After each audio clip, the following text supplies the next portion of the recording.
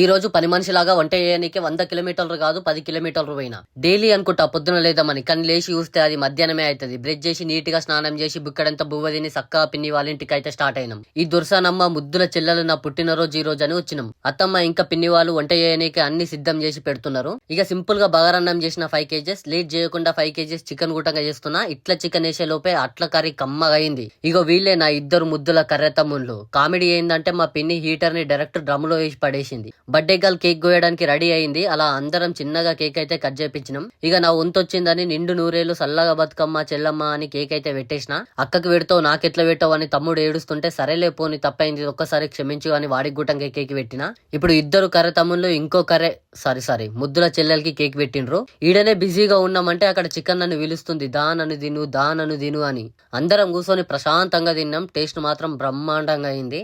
ఇక ఇంటికి వచ్చి సల్లసలికి సక్కగా కింగ్స్ పోయి ఇంత చాయ్ తాగి మళ్ళీ ఇంటికి వచ్చి వండుకున్నాయి. ఇక బాయ్ బాయ్.